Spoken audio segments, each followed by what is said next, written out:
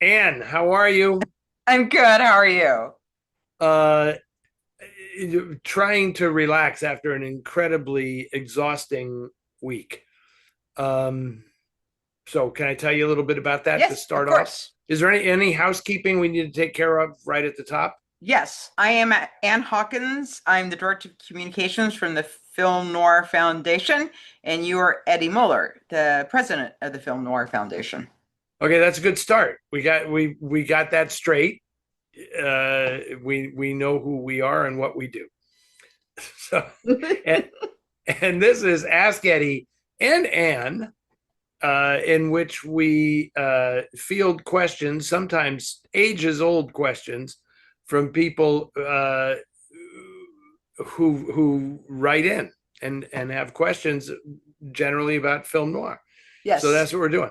But And we're going to start this week's episode with a little recap, just because I'm so exhausted.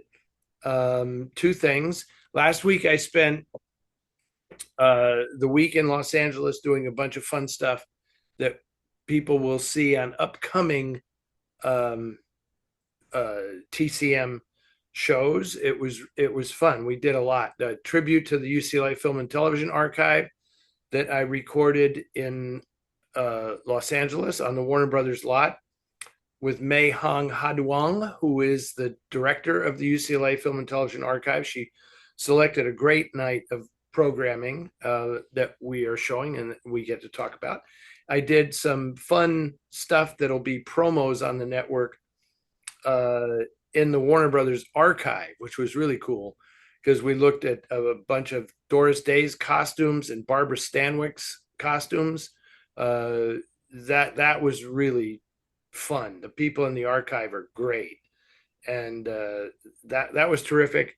And I did an interview for a documentary that's being made about the life and career of Mamie Van Doren, and that was really a lot of fun as well. And then there was all sorts of other businessy stuff in and around that.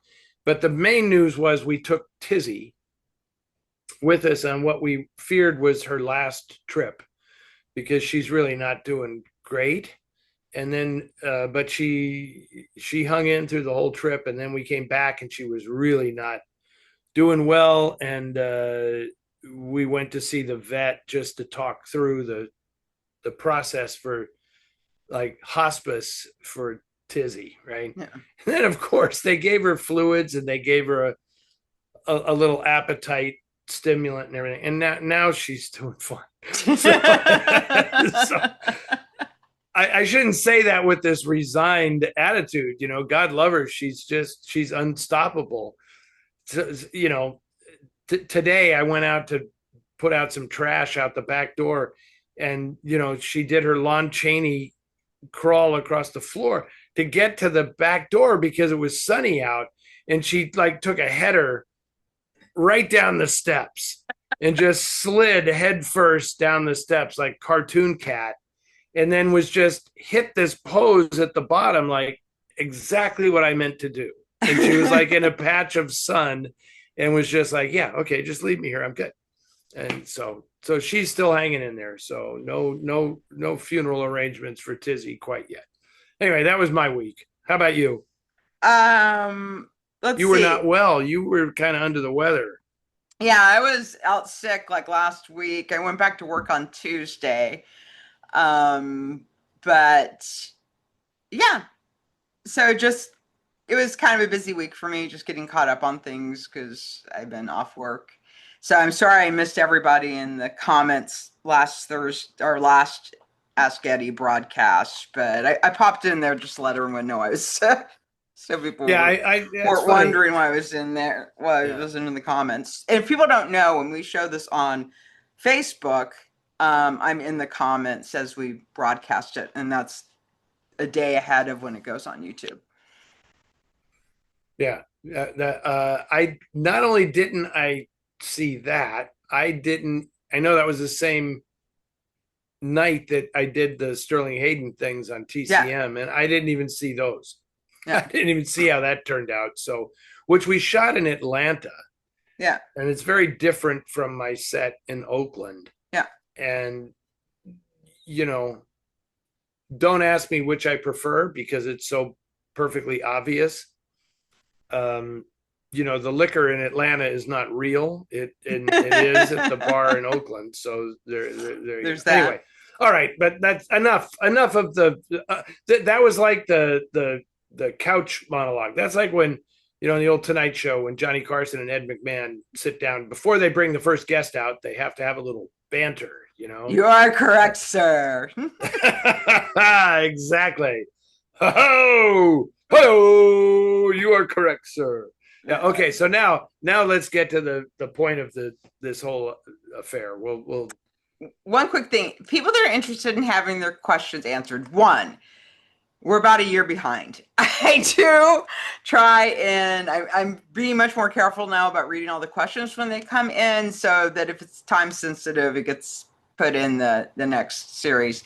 But the way that happens is you subscribe to our newsletter for free, which you could do at filmnoirfoundation.org. You can just sign up. And then when we're having one of these, I send out an announcement that we're having one. And then there's an email in that newsletter for people to send in their questions, in case people are wondering how they get their questions answered. And I don't take questions from comments that are left on social media or anything like that. No, there's a formal channel that it goes through which you ask a question, and don't ask questions during. I mean, if you have a question that you want our very, very smart and savvy listeners to answer, feel free to ask it on the Facebook page or something, because somebody there probably knows the answer. But if you want to hear us discuss something, then you have to go through the Ask Eddie, you know, the formal submission process. And we're going to get better. We're going to get better about, you know, now that we're keeping a more regular schedule, I think maybe we should actually even go through all the questions and do a selective edit. Because I find that, and this is a tricky thing, because I find that we're getting a lot of the same questions, but I don't want to just throw them out because that person asking the question may be relatively new to the show and not have heard the answer previously. So what I'll try to do is not be so long-winded in answering it. Right.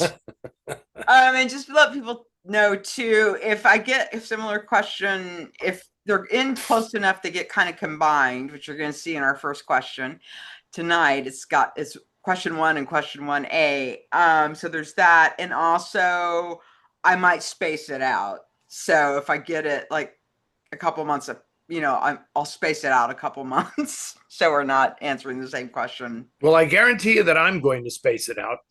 I'm going to space myself out, in fact. So yeah. Okay. Let's just get to it then. Okay, so this is going to be 2 questions that are tied together. So question 1 is from Bill in Pleasant Hill, California. In the August 17th edition of the San Francisco Chronicle, film critic Mick LaSalle references Noir and you, Eddie. His first reference acknowledged your appreciation of experiment and terror.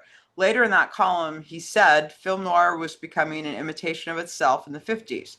The way I see it is noir in the 50s showed evolution, which requires echoes of and not necessarily imitation of the past. I'm wondering if you agree with Mick in finding the 1950s to be, quote, one of the worst decades for American cinema in the 20th century. No, I don't agree. I don't agree with that at all. Yeah.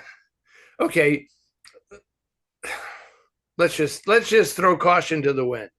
I sometimes wonder about Mick's opinions on things, you know.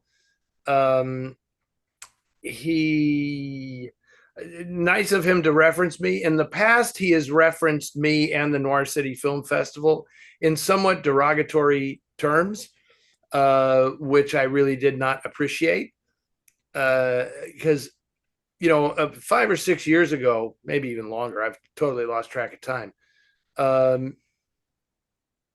You know, Mick wrote a bunch of stories about how the movies were dying. I mean, he seemed to write a lot of these stories like almost gleefully, like throwing dirt on the movie-going experience, while steadfastly refusing to recognize that we were filling the Castro Theater 10 consecutive nights for old movies that people hadn't even heard of. So I thought that was kind of weird, given that we were basically playing in the same sandbox in the same city.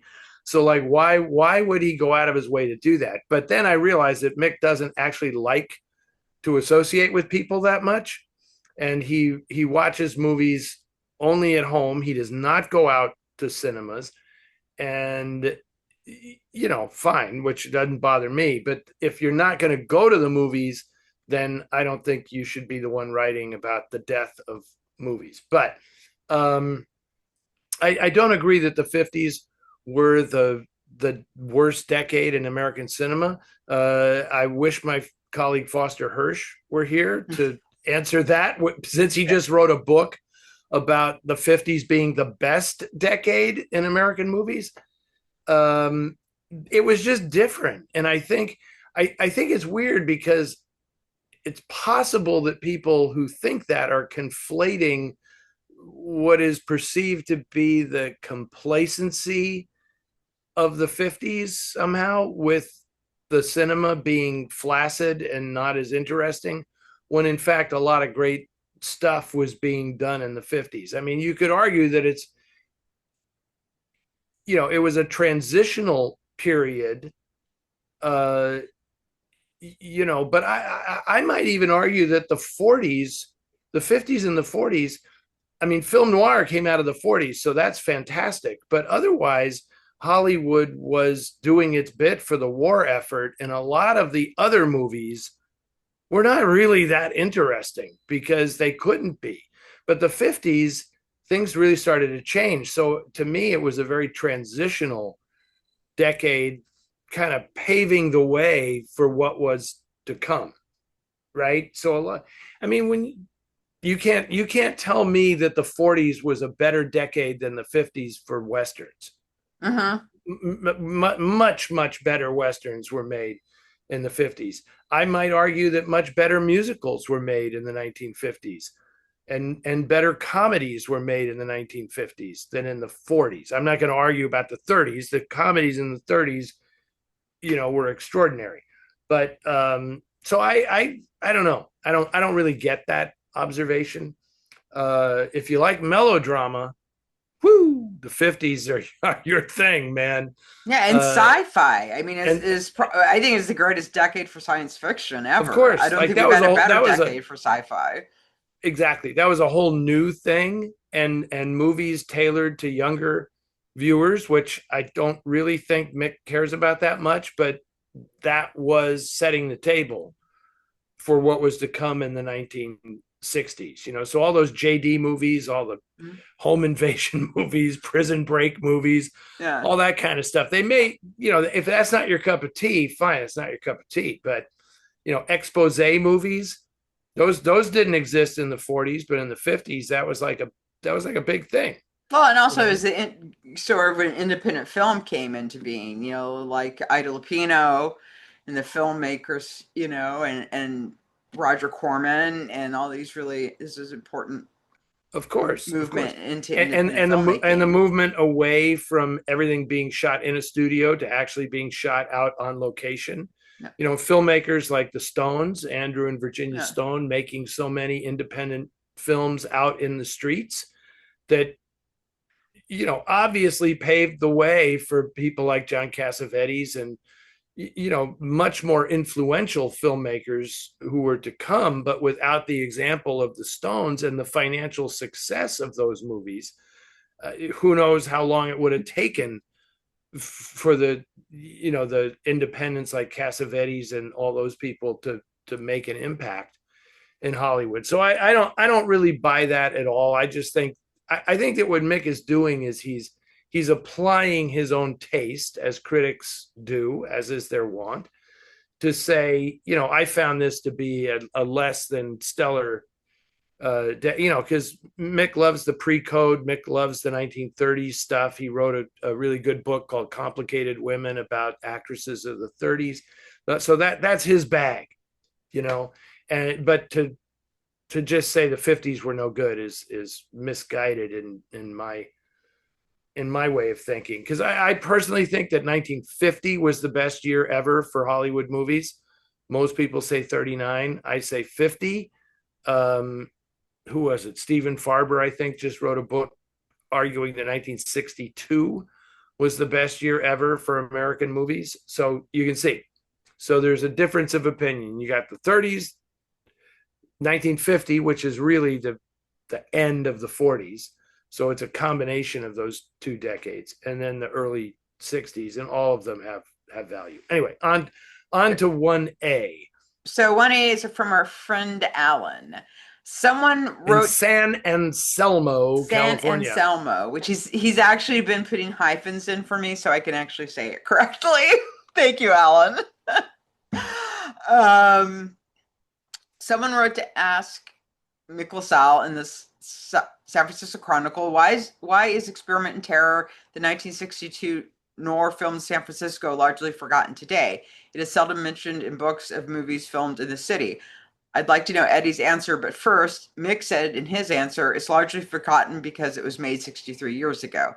The locations include Fairfax Town and Town and Country near where I live. Also, the story and chilling music by Henry Mancini makes it memorable to me. That's a little bit of Mick's old self sneaking into a review. The snark. When Mick started at the Chronicle, he was a very snarky reviewer of kind of trashy movies. He kind of wedged his way in there by doing a San Francisco style Joe Bob Briggs was how he got his gig. And just saying it's largely forgotten because it was 63 years ago, I would say, I mean, I understand that observation, but obviously that's not where we live, right? I mean, we would never say something like that. And it kind of is snarky and uncalled for, because if Mick is arguing the 50s were the lousiest decade, then he's obviously making a case for earlier decades perhaps being better. And those are even older than 63 years, right? So I know that Mick loves movies from the 30s. So how does he feel about, I mean, he might just say, yeah, nobody watches those movies anymore or cares about them, but I do. So that makes me the champ or something. I don't know. But I think that the reason Experiment in Terror isn't quite as well known, and that's a relatively new thing. Like 10 or 15 years ago, people knew what Experiment in Terror was. Yeah. But if I pushed to give an answer to this question, I would say it doesn't. Glenn Ford and Lee Remick are not stars that people watch their movies to watch a Glenn Ford movie. Right. Or necessarily to watch a Lee Remick movie, although they should, because Lee Remick is one of the great actresses of her time. Yeah. Great in it. She is great in it. But I mean, that's part of, and Blake Edwards is obviously more known for his comedies than he is for his dramas. But I've described this as like, the Alfred Hitchcock movie that Alfred Hitchcock didn't make. And it's clear that Blake Edwards is that's what he wanted to do. Yeah. And so many filmmakers have done that. They've made their Alfred Hitchcock movie, right? Robert Benton did a couple of them. Anyway, I don't need to go down a whole list, but what Alan is really saying is, why is it forgotten as a great San Francisco movie? And that baffles me, because Blake Edwards uses the city as well as anybody did in any movie. Those opening shots where she's driving across the Bay Bridge to Mancini's theme music, spectacular. As I said in my intro on Noir Alley, she lives as close to where I grew up as any character in any movie ever made. Twin Peaks is in it, Diamond Heights is in it, the waterfront is in it, North Beach, the International Settlement. it's San Anselmo, as Alan points out here. The I think Washington High School. Stephanie Powers goes to Washington High School out in the Richmond district, where I also used to live for a while. So yeah, great film, great San Francisco film, and what can I say? I've done my share to keep it in circulation. I've shown it at Noir City several times. I've shown it on Noir Alley. Um, I hope the film is not forgotten. Let's just say that. And the use of the baseball stadium is still that's one of the best suspense scenes of any movie. It's just a brilliant sequence. Yes. I love that. And they actually shot that. I can't remember, but I remember when I did the outro for Noir Alley, I actually noted that was shot at the end of an actual Giants Dodgers game at Candlestick Park. Yeah. And like that was the bonus attraction. People who came to the movies that night did not know they were going to be in a Hollywood movie. Yeah. And it was like, stick around at the end, and it was just, God, that was fascinating. Like they had cameras all over the state. Like so much of that was real. And then they flew the helicopter in and the whole thing. And Ross Martin, I'm not supposed to, I don't want to give away too much, but yeah, that was pretty cool. All right. So, here's a question. What did you think of the expanded black and white version of Del Toro's Nightmare Alley at the screening you saw in Palm Springs? Did the black and white make it better or just longer or what? And this question is from Diego, and we don't normally get questions from Diego. So I'm assuming this is the Diego that I know. I hope he's watching, who I met at the very first screening of Nightmare Alley in Hollywood years and years ago. And Diego is somewhat of an expert on the life of William Lindsay Gresham, and gave me a lot of very, very valuable information about him that I've used ever since. So I'm assuming it's the same Diego. Okay, here's my confession. I didn't see it. I mean, this happens sometimes, I had obligations, not picking on Guillermo and his wife, Kim, but they were a little late to arrive at the screening. And I had some obligations that night, unfortunately. And so I was able to say hello and talk to him for a little bit, just really cursory in passing. So, this question should really go to our colleague, Alan Rohde, who hosted that show and interviewed Guillermo before the screening. But I'll just leave it at this. I enjoyed the film in color, and I don't have a problem with Nightmare Alley being in color, because it's just like when I read Raymond Chandler novels, I see them in color. I certainly saw a carnival movie should be in color, right? And I just didn't have a problem. What I can't address is what he added to it in this cut, which was a brand new cut that he finished just in time for the Palm Springs Film Noir Festival. Oh, wow. And I was very disappointed that I didn't have the opportunity to see it. But I'm sure I will at some point. I know a lot of people didn't like that movie, but I just don't. I think there could have been much worse handling of the remake of Nightmare Alley. I mean, I think Guillermo, by and large, makes pretty watchable movies. I did not like The Shape of Water, even won Best Picture, but the movie just didn't work for me. So, I'm not going to criticize it, because it was a big swing, to make a contemporary version of like The Creature from the Black Lagoon. And that's what I love about him as a filmmaker, is that he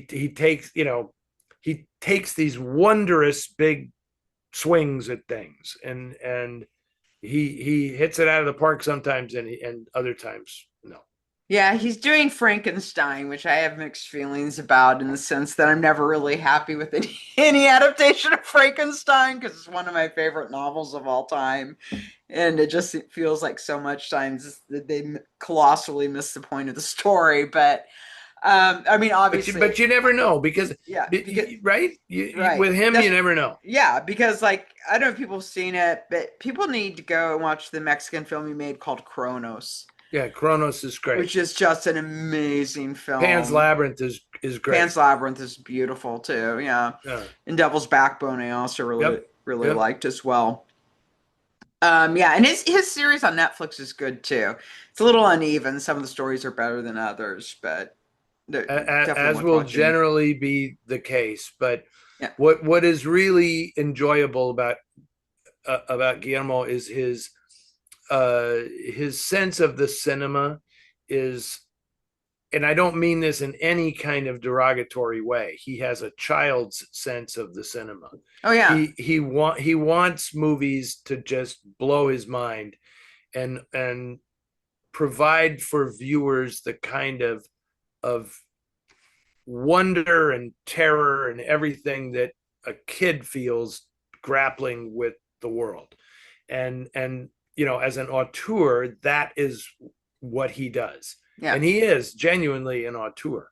And so, you know, other than that, it's just like, do the specific films work for you or not? But you know, he is a genuine film artist, and God bless him. I hope he gets to keep making movies. That's it. Yeah. Okay, and this is from our friend Jeff from Brooklyn. Claude Rains was in a movie called The Unsuspected, which is also a fantastic novel that everyone should read. He played a radio personality that had a bad habit of recording people unbeknownst to the individual. Afterwards, the scoundrel would blackmail them. Usually, they had to kill someone. Recording someone and using the recording for deviant behavior. Wow, that sounds familiar. Remember Nightmare Alley? The original with Tyrone Power. That was the build-up. Here's the question. The recording of someone unaware was very innovative. Blackmail doesn't have a shape. Is this plot point customary or copyright infringement common in film noir? Or is this a silly question? No, it's not a silly question, Jeff, at all. Because I mean, I have professional experience with this. You know, having been a journalist, I know that it is illegal to record someone without their knowledge, right? If I call someone to do an interview and I'm recording it on the phone, you know, on my end, I have to tell them that. Right. And if I don't tell them that, then they can reasonably deny everything that they say to me if I did not disclose that I was recording the conversation. But in film noir and stuff like that, this was all relatively new because the technology to record, you know, it was new. So you see all these things with wiretaps and the FBI recording conversations and all that stuff. I mean, that was all relatively new. The movie, of course, that where this figures most fundamentally in the plot is Sudden Fear, right? Mm-hmm. Where the dictaphone record, but that's not like somebody intentionally recording it. It was an accident. It was an accident, but it gets recorded, and that's like a big part of the plot, which is coming to Noir Alley in early September. And also a showcase of Joan Crawford's amazing acting ability, because it plays back and she doesn't say anything. It's just her face reacting to what's being said on the recording. And it's one of the most brilliant pieces of acting I've ever seen. I call it eye acting. She does great eye acting. She does, yeah. And best use of glasses in a prop in that movie with John Garfield. Oh, yes. Humoresque. God, the way she uses her glasses. Her glasses. Oh my God. And I'm gonna even argue that maybe best glasses in cinema, Yeah. I mean, Joan looks great in those glasses. Oh, well, I yeah, mean, there's that too. Yeah. yeah, I mean, they're just, but her thing, I mean, that meant so much to the character because she didn't really want to be photographed in glasses. She thought it diminished her allure, but she understood that that was, crucial for the character. And man, does she get the most out of it. Anyway, that was a very interesting question. We're finishing up this documentary I'm doing on Abraham Polanski, and the wiretapping in Force of Evil plays a big part in the story because that's where it transitions from fiction to fact, because Polanski and Garfield were actually having their phones tapped by the FBI when they were making the film, and the recording of stuff on Garfield's phone figures prominently in the plot of Force of Evil. So it just plays a big role in the documentary. But that's an interesting question, and I'm trying to think of other movies in which that has appeared, like the recording of someone. And it's just interesting because there's professional reasons for doing it, and then there's obviously the personal stuff. But using it as blackmail, I mean, it's good. It's good. It's good for plots. Yeah. um, yeah, it's just an audio version of the old "we have pictures." We have these pictures of you that compromise you. It's just so it's cool. Okay, so this is a question from Carlton in Atlanta. And this is all for you, Anne. I've been listening to the Lux Radio Theater radio programs. Thanks to Anne for talking about them. I've listened to the Maltese Falcon, Laura, Double Indemnity, and Sunset Boulevard. Interested in how they got some of the same stars from the movies, but also the different actors in the roles, like Edward G. Robinson as Sam Spade. Any other programs I should especially look for, and info you might add on the programs? Have the radio programs been featured in Noir City magazine? I have all the issues from 34 and back issues through 18. And this is your area of expertise. Take it away. Yes, there have been radio programs featured in Noir City magazine, articles written by me. Yes. Because I did a series of articles called Radio Noir, but I think that I think they may have all been pre-magazine. I'm not sure. Maybe we should do a revised and expanded edition. I've been known to do revised and expanded editions of things. So maybe you should do one of that Radio Noir article. Yeah, I should. God, I don't know if I even. Yeah, I'll have to find my. I'll have to find my copies of them. We have them. We have them, man. We have them. Yeah. So that was mainly.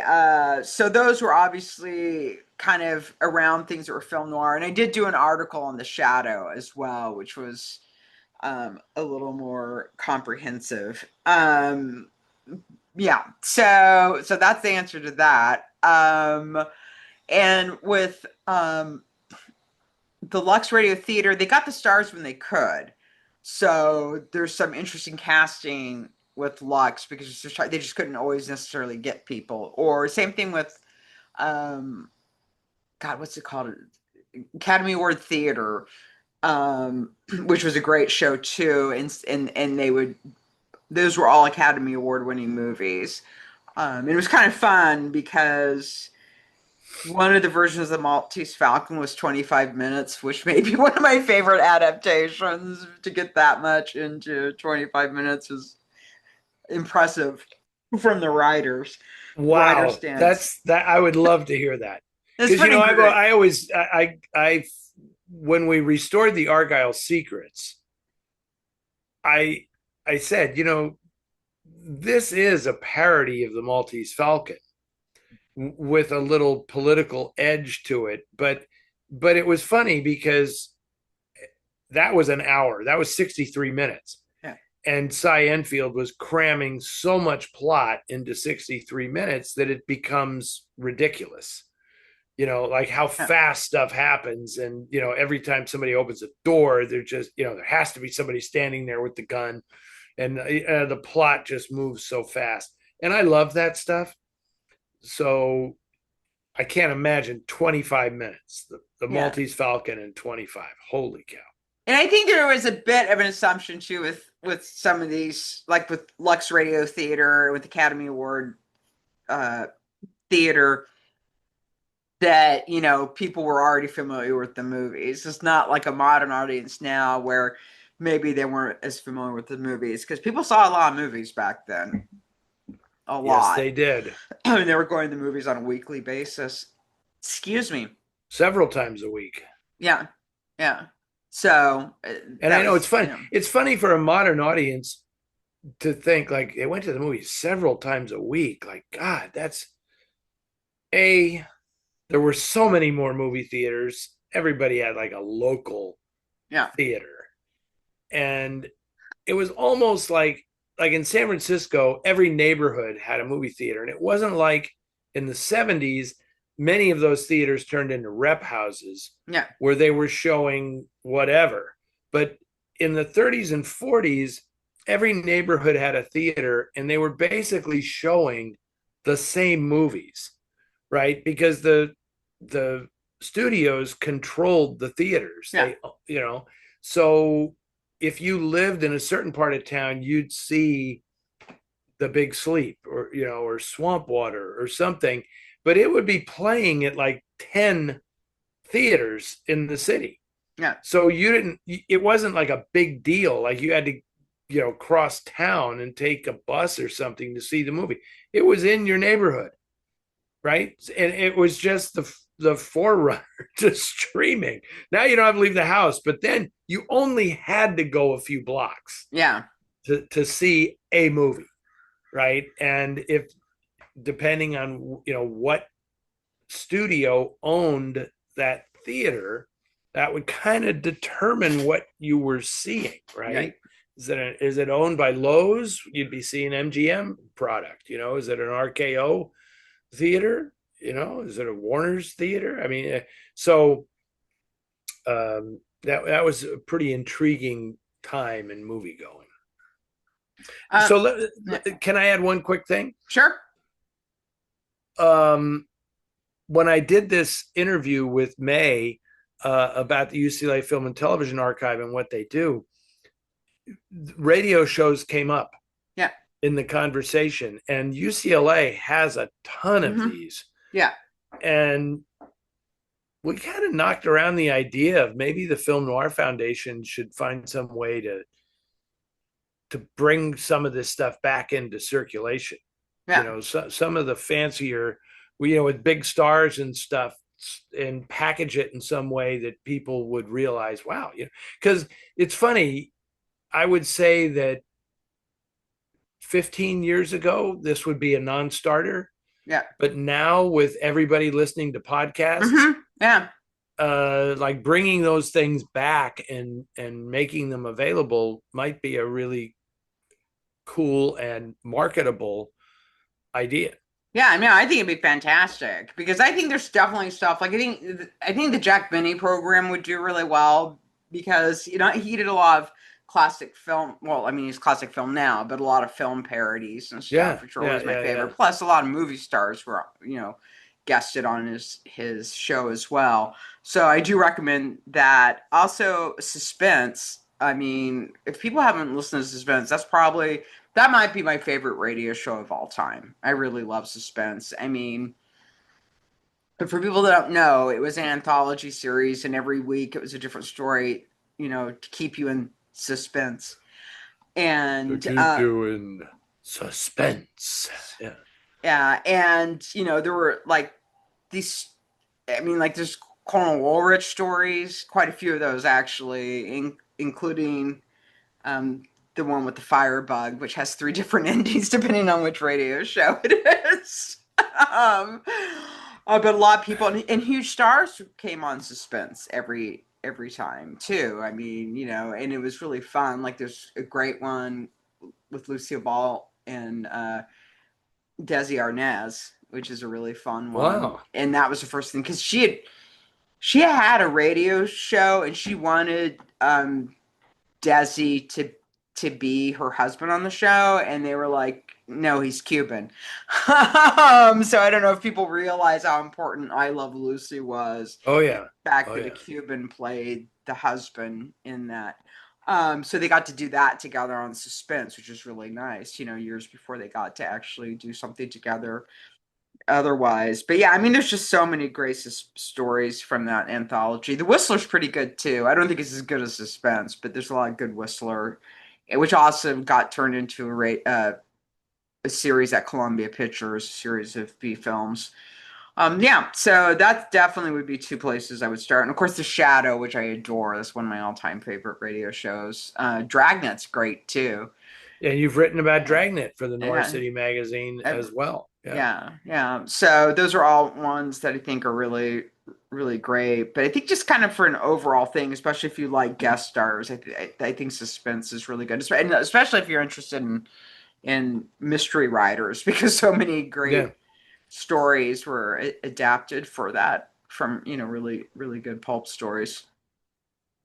Well, it might be time to stretch this out, the whole noir thing, because in talking to May last week and Todd Weiner, who's worked with the Film Noir Foundation from the beginning, we were just kind of knocking, because one of the things that we're showing on that night on TCM is a television episode from Director's Showcase of a show that Ida Lupino wrote and directed that stars Teresa Wright, William Tallman, and Peter Lorre. Yeah. And it's a pretty cool episode of the show that draws a lot from movies that Ida had already made. Yeah. Like Deep Valley and On Dangerous Ground. So she wrote this story basically, pulling from those films, but directing Teresa Wright as the deaf girl who encounters these crooks on the lam, played by Tallman and Peter Lorre. So it's pretty cool. And so I started talking to them about, we might want to think about getting into those archives and pulling out noirish TV shows by featuring actors familiar from noir or directors who are familiar to noir fans. And that led to our discussion of, we have all these radio shows as well. So all I'm saying, Ann, is when we get to that bridge, I'll let you know. You should definitely, you're such a fan of this stuff, you should definitely be involved in that project. So I'll keep you posted on how it goes. And I do want to shout out the fact that if you're a Vincent Price fan, Vincent Price did a ton of radio, but he and Ida Lupino are together in a really great episode of Suspense, by the way. Fantastic. Yeah. See, there's still stuff to be discovered. Yeah. Not forgotten, Mick. Not forgotten because it's 63 years old, because there are no old things. There's only things you haven't seen yet. There you go. Yeah. Oh, and that episode was written by Fletcher, by the way. For people who don't know, that's the woman that wrote Sorry, Wrong Number, the original radio play of that, which is also a Lucille Fletcher. Yeah. Okay. I think it's you now. Okay. Back to Number 5. Number 5, Ken from Oklahoma. If you could either add a scene or change an existing scene in any one film from the classic noir period, what would it be and why? You got any ideas, Ann? No? I was so confounded when I saw that. Well, I will just tell you. I'll tell you, because I could dwell on this and think about it at great length, but I'll tell you the one that's obvious to me. I would add a scene in the narrow margin, just not even a scene, a shot of Marie Windsor's body being taken off the train. Yes, you've I've mentioned that. Yeah. I have said that many times before. I just feel like it's disrespectful. And I mean, there's a long involved story as to why that shot isn't in the movie, but it should be. And if otherwise, I think that movie is perfect and a masterpiece, but it wouldn't even require a line of dialogue or anything. It would just be Charles McGraw watching her body being carried off, right? She could even have they wouldn't even need Marie in the shot because they just have the sheet over her face, but her arm could drop. I don't know how long she's been on the train. Maybe rigor mortis is set in and her arm wouldn't drop. But if you just saw that it was a female hand, you'd know who was under there. And the whole point isn't to see her one last time. It's for him to have a chance to realize what the truth was and to pay his respects to another cop. Sorry, people, if I've just spoiled the end of the movie for you, but I think that would be a good addition. Simple, one single shot. Yeah, there you go. Yeah, I don't like I said, I can't really think of anything. I would have had to think about that for quite some time. I think to come up with something, I would have had to start kind of reviewing things in my head. Well, I mean, a lot of those are going to be cut off the bullshit happy ending. Yeah. But in my mind, they kind of don't exist to begin with, Yeah. Like I was thinking like, there's such a massive difference between something like the end of Thieves Highway in the book and the end of Thieves Highway in the movie where, Nick and Rika drive off happily in the cab of his truck. It's so unbelievably fake and bogus, Yeah. but that's in the way it was executed. I just don't like that last shot where they're in the truck, but I can't say I don't like the scene where he returns to San Francisco and they reunite in the restaurant down on the waterfront. There's nothing wrong with that scene, and I kind of wish it had ended there. Yeah. But anyway, that's all. I don't know about tampering with these films. I'm probably I'm taking Ken's interesting question a little too seriously, because I'm thinking about the reality of altering classic movies because this is something that's topical now. Yeah. Because that whole debacle at the Sphere in Las Vegas where they're altering the Wizard of Oz to make it presentable in the Sphere, and it's like, I don't know how I feel about that. Not good. Not too many positives for me in that situation. So so I can't be a hypocrite and say, oh, I'd like to change these old movies this way or that way. Yeah. Because when they really do it, it kind of pisses me off. Yeah, and I guess for me, it's just sort of more of it's just the way their films were made. So I don't know. Too, you know what I mean? It's just like, yeah, but that's how these films exist. That speaks to the time. And then if you didn't have those films, then you wouldn't really appreciate the ones that successfully pushed against it. Mm-hmm. like an ending like The Killers or Crisscross or something like that, where it's a downer. I mean, it's a stone downer. And if they were all like that, then the great ones wouldn't stand out. So yeah, no, that's true. And also I was just thinking, it's really funny when I was down at my most recent trip to Texas, my sister and my brother Nick and I we wound up watching the Fat video by Michael Jackson. With not Michael Jackson, excuse me. With Weird Al. Weird Al. Weird Al, yeah.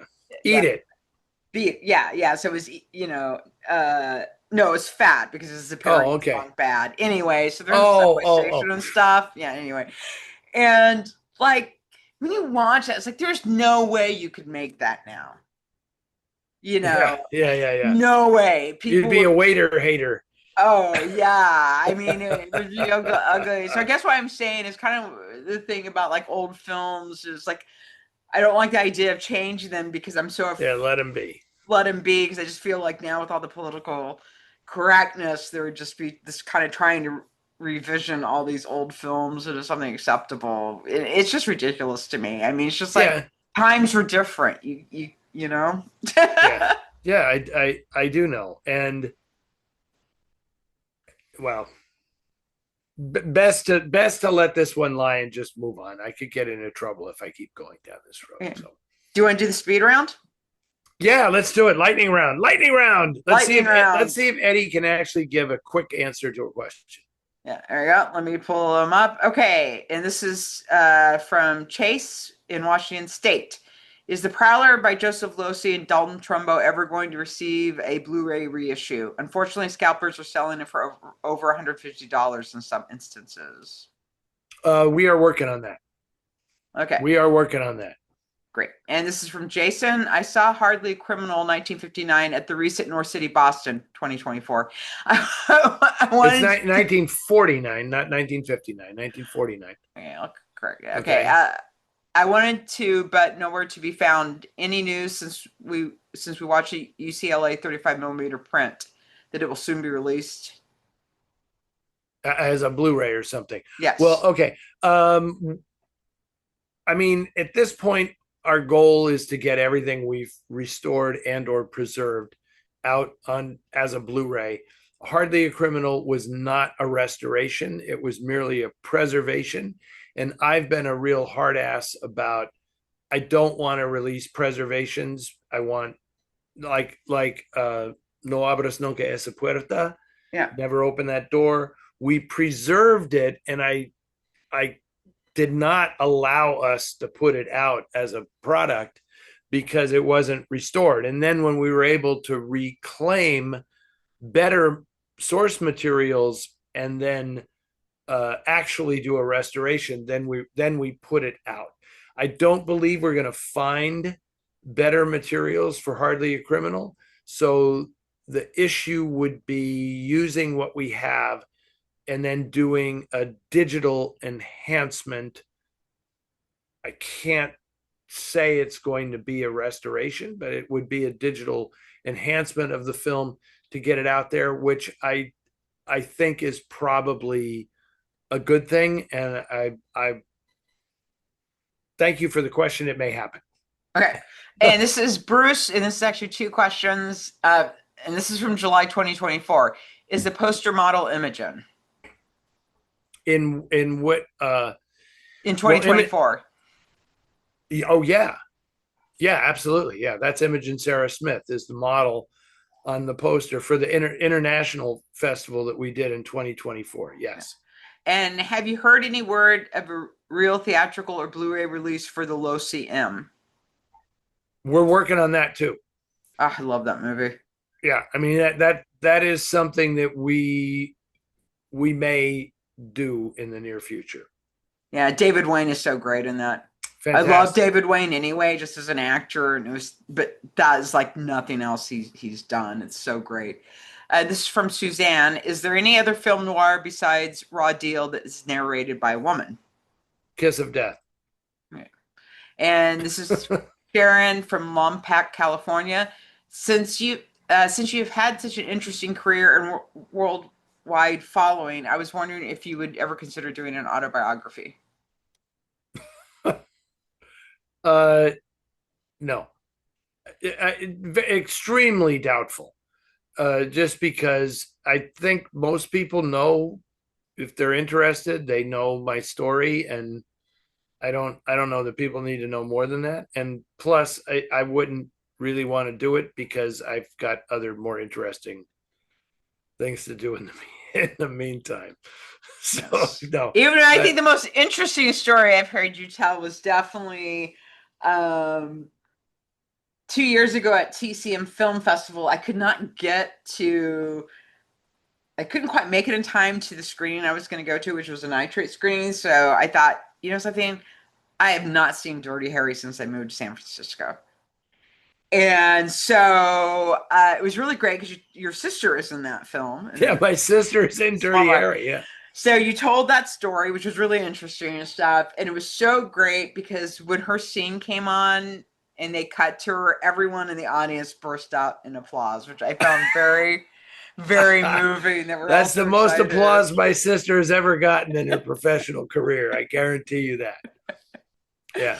It's funny though, you know, people don't know how the movie business works, you know, and my sister would still she's older than me, and she would still get royalty checks because what decades after the fact, when I'm gonna try to make this quick because this is supposed to be the lightning round. But when my mom had to leave her home, and then mail would continue to come to the house, right? And I or my brother would go there and pick up the mail and clean stuff up. And then we had to, obviously, when my mom passed away, we had to clean the house out and everything. But Warner Brothers was still sending her royalty checks for like $1.98. You know, and what, Dirty Harry was 1971, I think. Yeah, that's right. And yeah, and so like all those years later, they're still sending royalty checks for like, at a certain point, the royalty is less than what it costs to actually process the payment and send it. Yeah. You know, and I mean, I'm glad they do it because it shows that it's the system works. You know, people are getting paid for what they did. But anyway, it's just kind of weird. Thank you for sharing that story. And I was not able to stick around for the actual screening of Dirty Harry, but I don't know. It's weird. You know, I feel like my interest is more writing creative things about other stuff other than me. Yeah. Like the amount of energy it would take to go through and write about your life and all this stuff, every single minute of that process, I would be saying, who cares? Yeah. So that's it. Yeah. Okay, so you can do question 6 on our back to our regular programming. Okay. Lately, I've been watching noir and noir adjacent films from Britain. One thing many of them have in common is they begin with the British Board of Film Censors certificate. How would you compare this certification with the Hays Code? Were their guidelines and powers similar? In addition to the British Hitchcock films, my favorites include Obsession, The Hidden Room, and Odd Man Out. What are some of your favorite British films from the 40s and 50s? And this is our buddy Joe in Suffolk County, New York. I'm not an expert on the British Board of Film Censors, but I've certainly noticed that, and I'm certain that it's just a seal of approval. You know, do you know anything about this? Yes. Okay, very good. So the British Film Censor Board was very, very stringent. So like they would not pass a lot of the Universal films from the 1930s because they were very anti-horror. And of course, kind of most infamously in the 1980s, the whole video nasties thing happened in England. Which was basically because there was a huge boom in horror at that time, right? And a lot of it was like sort of direct to video and as well. So there's this big public outcry because there was sort of this terrible murder case that which I don't really want to get into because it's kind of unpleasant. But as most murder cases are when they're real. Yeah, well, the killers were children, and it was a smaller child. It's not a pleasant story, but they tried to connect that into that he had been that the kids had watched the Child's Play film, which wound up not being true. Anyway, so long and short of it was there was this influx of horror films, and so the British censors really went after the nasties. So a bunch of these films were banned, and if you were renting them out in a video store, you could actually be criminally prosecuted. So, yeah, so it was really quite a big deal, and it was sort of became sort of a political football, right? I mean, it was something the Conservative Party really kind of latched onto. And there is an incredible film that came out about 2 years ago called Censor, which is set in this time period about a female film censor for the British government. And I watched that film because I heard about it. And I watched it in the morning, and then Ted came over that night, and I said, I want to watch this again. It is cinematically one of the greatest films I have ever seen. Wow. Because the cinematography and art design is incredible, and the lead performance by this woman is great, because this woman who's a censor also has a past where her sister sort of mysteriously disappeared, and her parents don't want to talk about it anymore and want to have her declared dead, and this woman does not want that. And so the film is sort of, when she's censoring a specific film, she starts to think that her sister is the actress in the film. And I don't want to get too much into it, but it is just the woman that directed it is very interested in VHS, like the look of VHS. So there's sort of kind of the formatting of the reality, and then there's the formatting of the films that she's censoring, and then there's the formatting of from her emotional distress. And it's brilliant. I cannot say enough about this film. I want I have watch not seen this or even heard of it. So thank you for that. Yeah. That's fantastic.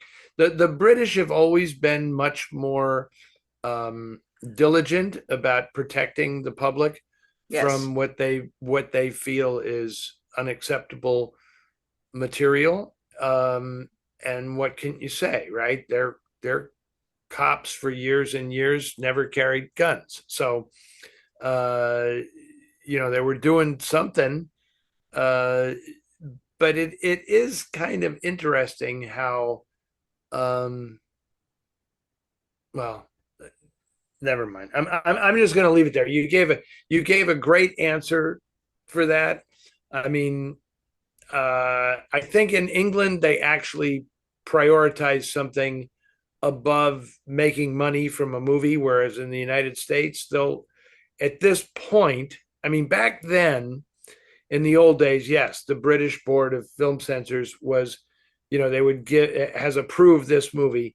That meant something, and it was kind of, there was a corollary with the PCA, although the PCA didn't put a seal of approval on the film, right? They worked behind the scenes. There was no tag on the film like the Comics Code Authority saying, this is safe for you to view. But that has all fallen by the wayside in this country. I mean, anything, anything goes now. No. But okay, let's move on. Okay. Question 7. I think it's you. It is me. We just watched Scarlet Street with Joan Bennett and Dan Duryea and loved it. After it was over, my wife turned to me and asked what Kitty saw in Johnny, that's Bennett's character and Duryea's character, that she would want to be with him. I have an answer for this. He was he was pretty nasty to her throughout the story. I had to agree. Duryea played some awful human beings in the film noirs we watched. Do you think his Johnny character was the worst of them? If not, what others contend, and what was the real Dan Duryea like? And this is from Michael and Lisa. Okay. Thank you, Michael and Lisa. Let's get this out of the way, my end, really quick. Dan Duryea was a great guy. He married his high school sweetheart. He was considered one of the nicest guys in Hollywood, and so he was definitely nothing like the characters he played in the movies. He was super, super nice guy. Okay, now let's talk about this in terms of Scarlet Street. I think Michael and Lisa might have been missing something in the film. Anne, what is your take on this? My take is he's really great in bed. Oh, okay. I did not think that's where you were going with this. Okay, that's interesting. My take has always been, because it's based on the French film La Chienne, that he is her pimp. I mean, that goes without saying, kind of. So it's not just that she goes for him as a boyfriend. It's that they are economically entwined as well. Yes. Right. And when Chris shows up and takes a shine, like Johnny's thing is like, are you wasting your time with this old fart, or are we going to get something out of this? Yeah. So and it's very, very cynical and mercenary how she strings him along. Yeah. But his thing is, look, if you're going to do this, we need a bigger score. So that's when he takes the paintings out and starts selling them. And it's like, oh, now I see the point of your being with this guy. Get him to paint more. Yeah. And I mean, to me, that's what the whole thing is, right? Edward G. Robinson is so naive, he doesn't realize that he's met a streetwalker. Yeah. In the beginning of the film, and when Dan Duryea comes along to reclaim his merchandise, and Edward G. Robinson, defends her, he doesn't really even understand what's going on. Yeah. And she just thinks he's cute and silly and very exploitable. Yeah. There you go. That's kind of what the movie's about, right? Okay. This is John from DC, formerly. Hold on a second. Dan Duryea. So is Johnny character the worst? Oh, his worst. Is he the worst? What do you think? Is Johnny or Slim Dundee and Crisscross? I mean, those are the two that I mean, I think she was wrong to leave Slim Dundee, so I guess that's my answer for that. Okay. But no, I think he's kind of worse in Woman in the Window, though. That scene when he's like because like they're like in Scarlet Street, the relationship, like I said, I mean, he seduced her and turned her out, right? I mean, but yes. In Woman in the Window, that scene when he's going through her stuff is like really friggin' is really creepy. And no, I agree. And so let's just throw out that watch Chicago Calling, because he's a super nice, sympathetic character in Chicago Calling. And his wife's that was his wife's favorite role of his. Yeah, I can easy to understand. And and in some respects it is a very noir film. People don't really consider it that, but it's like elemental kind of noir, because a guy is going to lose everything because he can't pay his bills. Yeah.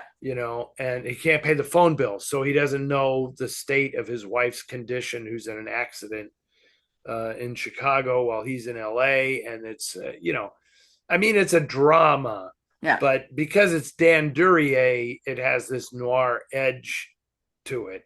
And it's set in downtown LA, and it's a great time capsule of that era. And also, just so people know, we have back issues of our magazine available. And you can go to Film Noir Foundation, go to the North City Magazine page. There's links to that. But we did an entire issue on Dan Duryea, and I did write the article that was sort of more about his personal life, and also, and it was just like one of those things where he was just a really wonderful person in real life. Yeah. Yeah, Yeah, that's all. absolutely. I just want to Absolutely. reiterate that. Okay. Are we Um, on your 8? So sure, it's you. okay. Okay. This is John from DC, formerly John from Bethesda, Maryland, I presume. Leaving aside boxing, why? Why, John? Why? What are some film noirs that center around an athlete or feature a particular sport as a substantial part of the storyline? The only one that comes to mind right away is the racetrack element in The Killing. Um, it's funny. I mean, there are no athlete. Well, I shouldn't say that. Jockeys are athletes, I suppose.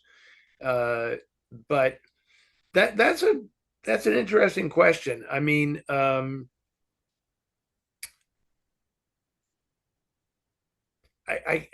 hard pressed to think of a film noir in which there's an athlete who's a prominent character.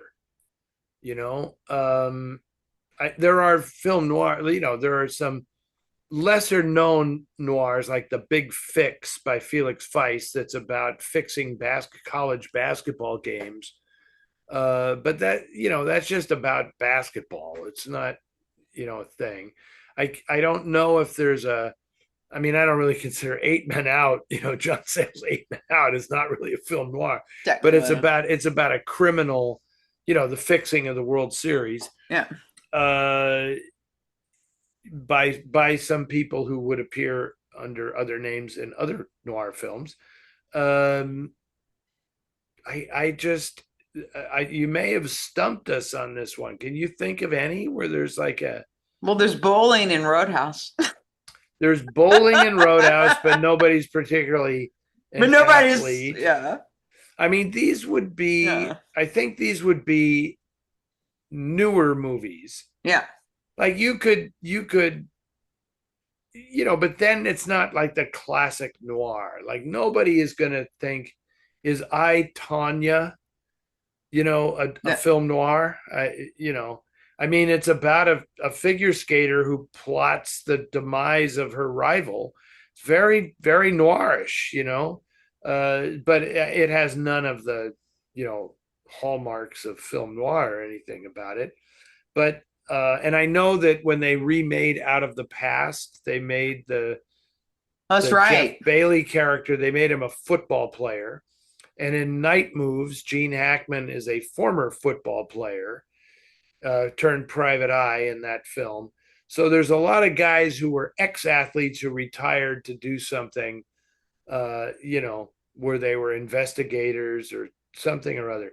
But I'm going to tell you, John, this speaks to how hugely popular boxing was as a sport back in this era, because there was no bigger sport really than boxing, or more dramatic sport than Oh boxing. my God. There's wrestling in Night in the City. Oh, Night in the City. Yeah, good one. Good one, Ann.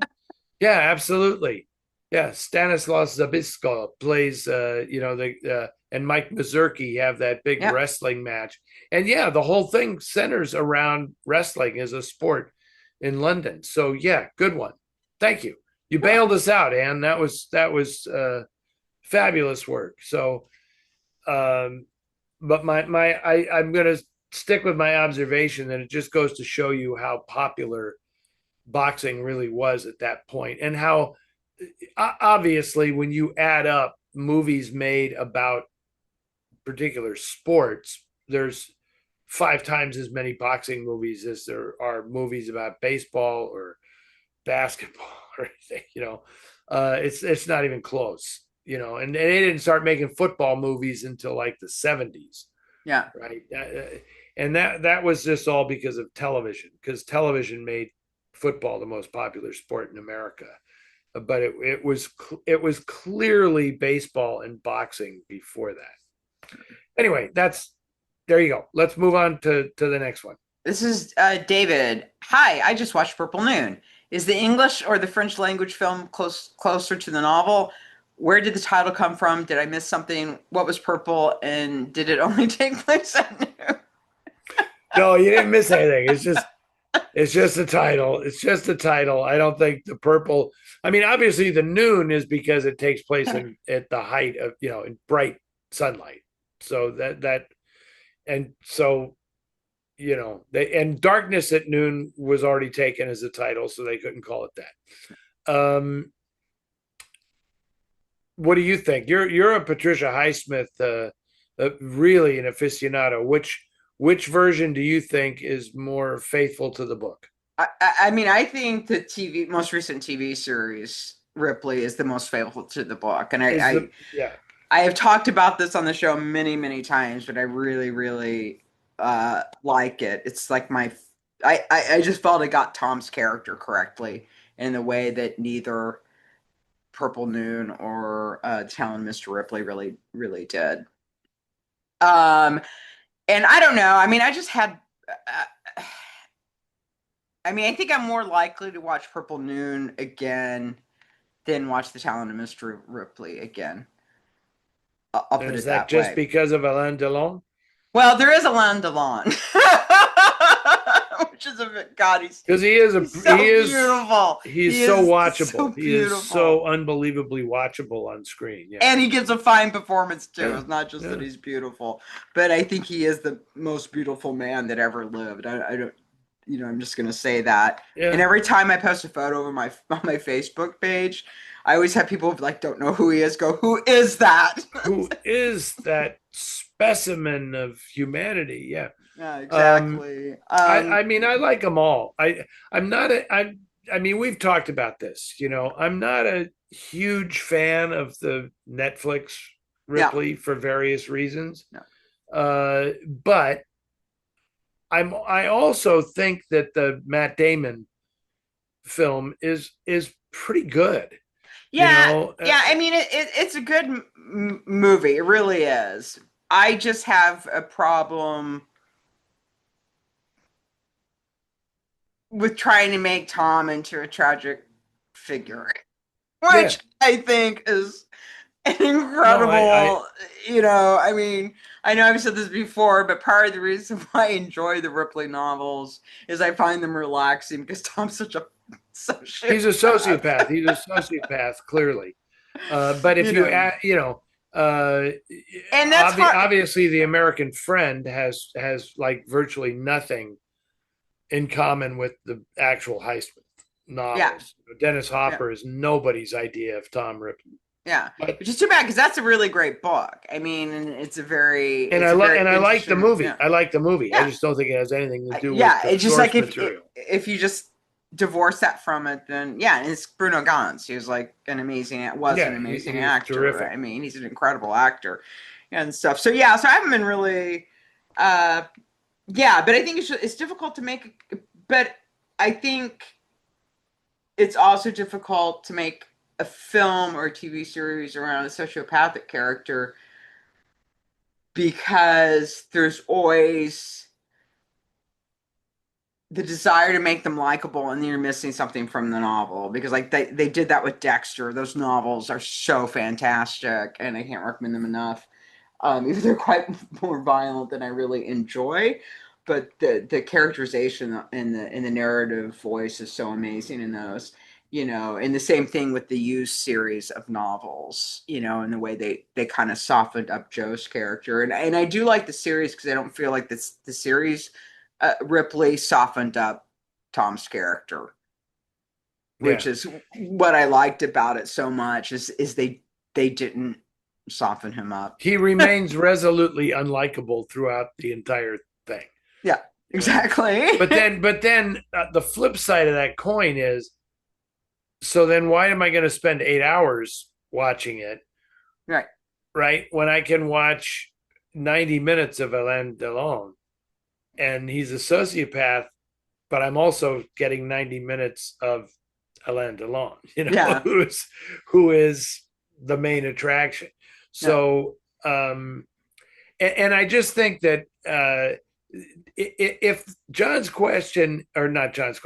question is which one is closer to the novel, to me, it's obviously the Anthony Minghella version of Ripley, if not the Netflix version, because there is no way. I mean, Ripley was an American, Mhm. and Alain Delon is not an American. Yeah. So right off the bat, it's weird because you don't get any sense of that whole thing about him conning Dickie Greenleaf's father Yeah. about the work he's doing, and like I'm going to find your son, and blah blah blah. None of that stuff applies in Purple Noon. Yeah. So the other versions are much closer to the book. Yeah. Okay. Last question. I think you're reading this. Okay, hold on a second. My cat just stepped on my document. So I just had to do a quick phrase. Okay. And no, 10 is you. Oh, 10 is me. Yeah. This may have been asked before, but if not, here goes. If you had the chance to buy a noir figure, actor, director, etc., a drink, who would it be and why? We'll alter this, Anne, since I know you're not going to buy anybody a drink. But if you want to just hang out with somebody, who would it be and why? Mary asks this question. Okay, let's. Barbara Stanwyck. Me too. Me too. That was my answer. And see how I generously let you answer first, and now I have to be the copycat. Yes, it's Barbara Stanwyck. Yeah, because I would totally want that. Yeah, I mean, because I consider her the greatest actor of all time, but aside from that, she's just not very.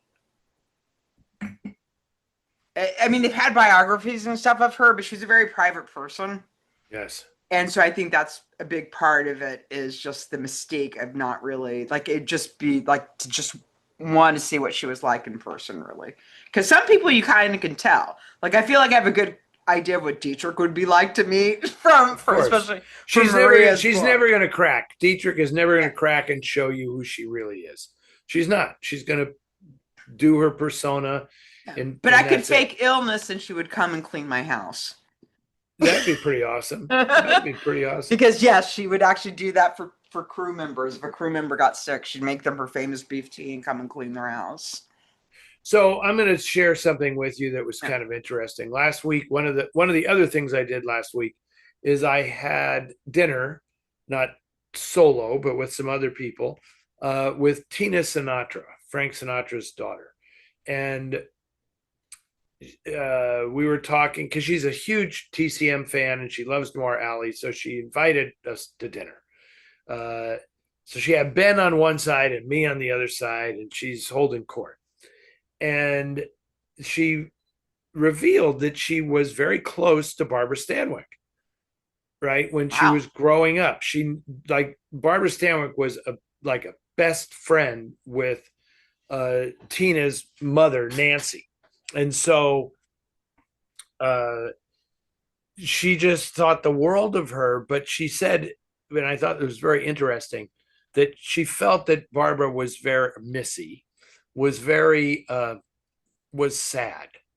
Yeah. Like her personal life was somewhat sad. Yeah. You know, she was extremely sharp and full of wisdom and counsel and all this stuff. But the sense was that away from the set, her personal life was not what she had hoped for. Yeah. And anyway, so I just agree with you. I would love to just know, you know, what she was really like, or just to have the opportunity to get a sense of what she was really like. So yeah, how about that? We agreed on that. Yeah. It's Stanwyck. That's pretty cool. Okay. And we also match. You mean our outfits tonight? Yeah, I know. We're wearing the green. I actually have a sweater very much like the one you're wearing. But look, Anne, we've done another 90 minutes. Yes. And I was going to say, we have to add in what's your latest reading and viewing and all that. So maybe if we want to do that, it's going to have to be like a lightning round version of that. Yeah. So, okay, here we go. Latest. Oh, I'm gonna wreck everything. Hold on. Latest reading. I'm reading this. I'm reading this book right now, which Okay. is a which is about the creation of cable TV and how it led to streaming and all that. And it's edifying. Let's just say that. I can't say I'm enjoying every aspect of it. Uh, I'm reading a book called Unshot Columbos. So it's really good. It's by the same author who wrote Shooting Columbo, but it was just different scripts that were proposed for Columbo that didn't make the cut. It's been a really fun book, actually. Wow, Yeah. that's wild. Okay, Yeah. wow. Yeah. And as for what I've been watching, I was sick for a week, so one day I watched 5 Paul Naschy films. Oh my god. Oh my god. And how did that help? Did that help you recover, or did that spiral you down even worse? It took me out my mind off things for people who don't know, Paul Naschy was a Spanish horror film star in the 70s who I saw one film with him and I just like spiraled down this rabbit hole of Paul Paul Naschy. Naschy. Yeah, so that was really fun. I finally started watching the werewolf films he did. He's very famous for the series of 12 werewolf films he made. And the werewolf was Polish, which I always thought was funny, but it winds up it's because he wanted it to be Spanish, but the producers on the first one were like, no one's going to buy a Spanish werewolf. So, he had to make the character, so he made the character Polish and stuff. So anyways, that was really fun. I watched an excellent Korean drama on Netflix called Daily Dose of Sunshine, which is about a woman who works as a psychiatric nurse. And every episode, there's a different patient with a different disorder, but then some of the regular characters also wind up having disorders. Wow. And they very clearly wanted to try and I mean, it's incredibly entertaining stuff. It's not preachy or anything at all, but they clearly really wanted to get people to understand mental illness better and also that the stigma around it. And it's great because 2 different times they pointed out that schizophrenic people very rarely commit violent crimes, which is something. And Right. just a quick thing on that, but also visually, when you would be seeing things from the perspective of someone with a disorder was really done well. Like the guy that had panic disorder, you see him go into the bathroom at work and his cell phone is ringing and ringing and buzzing with messages. And the floor of the stall becomes his cell phone. And then the water starts flooding up from the from the toilet and gets higher and higher and higher until he's drowning. And it was just like this perfect visual representation of, Very cool. a panic disorder. Yeah. And So what is this show called? Daily Dose of Sunshine, and it's on Netflix, and it's a Korean drama. It was it's really excellent. Plus, the ongoing story and the character stuff are really good too. But it's like the best portrayal I've seen of like mental illness, Cool. Like the reality of it, how it impacts people, and the stigma and the family reaction and all this stuff, as well as the psychiatric nurse and the people who deal with it. And also, it's really nice to see something set in a psychiatric ward where they show how wonderful and caring the people that work in psychiatric wards actually are. Right. And that is human hard angels. work. Human angels. Yeah. And my streaming series that I've been watching is a thing from Italy. I think it ended in 2023 or something. People have heard me talk many times about my fixation with MHZ channel. Yeah. And Kathleen and I have been watching this show called The Bastards of Pizzofalcone, which is set in Naples. Il Bastardo di Pizzofalcone. And it's just a cop show, but it's very, very entertaining. And if you haven't checked it out, you might really dig the lead actor, Alessandro Gassman, who is extraordinarily handsome.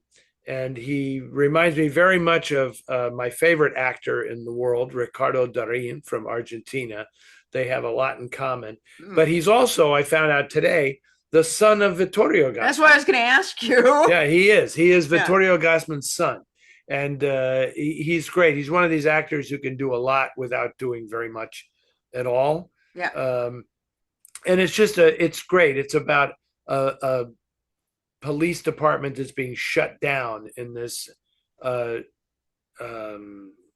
not a district, I don't know what you call it, but this part of Naples, and it's a dumping ground for all the disgraced cops or not very good cops or whatever. And the casting is great. And so these cases happen, and basically the survival of the department is dependent upon them being able to solve a case, but it's just fun. It's really good. The writing's good. The way the film is shot, very Kubrick. The way they do interiors is very much like Kubrick. And I just love Italian architecture and the high ceilings and the fabulous interiors, and where they go to investigate these crimes takes me away. It's really, really enjoyable. I'm also watched a really good documentary that I recommend. I think it's also on Netflix, called Sunday Best, which is about the Ed Sullivan Show. Oh, and it was just stumbled across it as usual. Kathleen said, "Let's watch this," and very, very edifying about the cultural significance of the Ed Sullivan Show on Sunday nights in America. And I appreciated that it was just about that. It had nothing to do with Ed Sullivan's personal life or anything else. It was just about the impact of his TV show. Very enjoyable.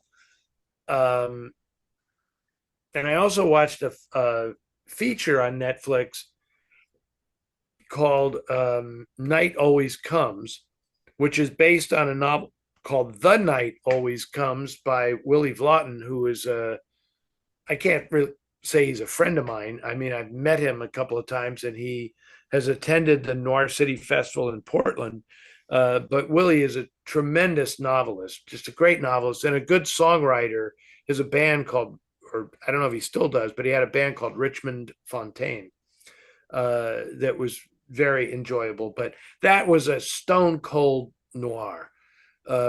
Another in a which I think is going to become an identifiable subset of noir historically, streaming movies with female protagonists in very, very noir stories. And this one is about a woman who is trying to rescue her family, but has to come up with $25,000 overnight in order to put a down payment down on this house. Yeah, I saw that. I saw the ad for that. Vanessa Kirby. Yeah. Vanessa Kirby is the lead actress. And it's just interesting. I watched it and I really enjoyed it because, as you know, I love stories that take place in one long night. I love the momentum of those stories. And I love the challenge that a writer has in telling those stories to kind of make it believable. Like, how are you going to actually pull this off? And I thought they did a really great job. Benjamin Caron is the director of this thing, and I thought they did a really nice job. But then I looked on IMDb, and I could not believe the stupidity of a lot of the people who were reviewing this movie and giving it 1 star, saying, "This is unbelievable, it's stupid, blah, blah, blah." And it's like, whereas any kind of meet a film halfway, it's like gone. It's like the first thing that somebody does, it's like, well, I wouldn't do that, therefore this is stupid. Right. And it's like, there's no compassion, there's no empathy for these characters. Jennifer Jason Leigh is in this, and she made my blood boil. She was so good playing this Vanessa Kirby's mother that literally I was like ready to throw the TV out the window because I couldn't stand this woman. But she's very believable, and I don't know. I just felt like, as a writer, this is the ultimate challenge, is to like do something that starts and goes pell-mell towards the end. Yeah. And somehow this has to work. and it's like this is the greatest challenge you can have and still make it feel authentic and believable. And I thought it was very good. Yeah, two more things that I watched because there were TV series on Netflix. One was The Trunk, which was a Korean drama, which the guy that played the recruiter in Squid Game is the star of it, and he's also the star of Trip to Busan, which is a great, great movie if you haven't seen that yet. No, I that's on my list. Yeah. Yeah. But anyway, but it's a noir basically where this guy has a contract marriage because his wife has remarried, but she says if she stays in a contract marriage for a year that she'll get back together with him, which is kind of weird. And there's been a murder, right? So one of the first things you see in the show is this dead body in a trunk in the water, right? And that's kind of so anyway, so there's this woman who does this professionally. So they get married, and then you see all the ways the ex-wife, I mean, I consider it abuse, but I think a lot of times people don't see when women are abusive to men, but she was abusing that man. It's just very in his backstory, and this woman that he gets married to, his backstory, and then the sort of ongoing crime. You're trying to figure out what happened because the events of the series are 5 months before this body showing up at the beginning of it, and then each episode there's a little piece of set in the modern time of when the body's discovered. And just a sec, what is the show called? The Trunk. The Trunk. Okay, The Trunk. But this woman that plays on what service did you Netflix. Watch Netflix. Okay. And this woman that plays the lead woman, the woman that gets married to the guy, it's an incredible performance. She is so amazing because you're always trying to figure out like what's going on with her. You know what I mean? And it's like, what's her motivation? Why is she doing this? What does this mean? Yeah. Yeah, I liked it very much. And then I also watched The Devil's Cafe, which was a Vietnamese show, which was this guy runs this cafe. And if you eat this, if you want to make a deal with him, then you have to eat this dish, right? So, and the dish is really beautifully displayed, but he's sort of but it's about different. They call them mortal sins in Buddhism, but that's not quite a strict translation. So it's got a lot to do with. So it's basically. So there's like these Buddhist ideas in each one of them that these people are doing, right? Cool. So like anger is like I think the anger is like the first one. Yeah. And so it's really interesting. It's only like 7 episodes and it's like a complete story in itself. The 7 deadly sins. Yeah, that. Except there's not 7 of them, and it's kind of like delusion is one of them because it's Buddhism. But anyway, it was really good. Okay, that's fantastic. Thank you for that tip. All these are great. So wow. Yeah, I never watch this much. The answer will never be this long with me. Normally, it's just I was sick. You were sick, so I was going to say you had a chance to catch up on a lot of stuff. So thanks for sharing all that. Yeah. Okay, and I am starving. It's okay. People can see that the light is totally gone on my end during this. So I'm going to go eat some food now. Yeah, and it's past my bedtime. Well, there you go. So we better call this off, and we'll do this again next week. Okay, everybody. We'll see you 2 weeks. Okay. Bye. Take care. Bye.